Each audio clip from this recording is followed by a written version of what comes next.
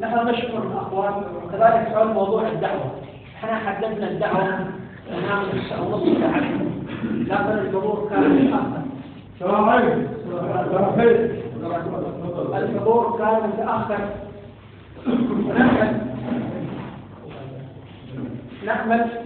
نأمل عندما توجه دعوة يكون الحرص. الآن ما عاد فيش عذر. من أول كنا نتحجج أن لا يوجد لدينا مقر أو لا يوجد لدينا مكان نجتمع فيه. اليوم وجد المقر وعلينا أن ندعي الدعوة في أي وقت ندعيها أو في وقتها. احنا حاولنا يكون يوم السبت لكن هذا جاهز. ما فيش عذر لا مع الموظف ولا مع الإنسان يكون حاضر. وأنا ألاحظ صراحة في منظمة الصحة المواطنة يعني يوم أول يوم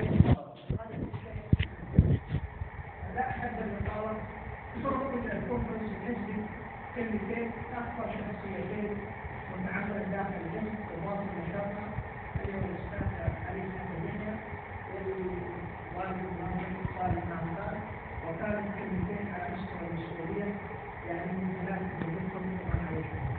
احنا حاولنا اليوم نحكي الواجب كان من ظروف نفس الواجب وظروف صحية، ولكن الأصل إلى أن يكون موجود في هذا اليوم. والله عضو منظمة التعبير معنا في الجمهورية العالمية، عضو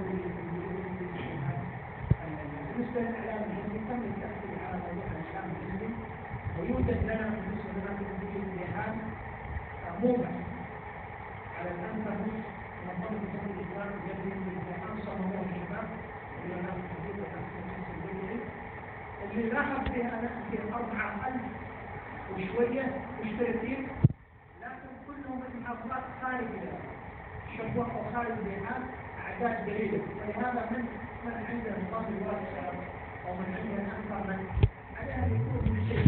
ونلاحظ ماذا يدور بين أعضاء الحزب رؤى وتوجهاته، وأنا دائما ما يحصل على هذا الموضوع هو من الاشتراك إليه، ما حد يتجاوز نهائيا. هي نقل رؤية الحزب إلى أعضائه.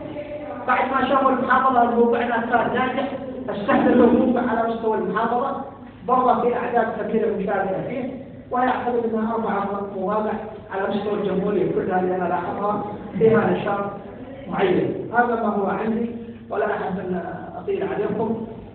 نترك الحديث للأخ صالح سكرتير الفاعل.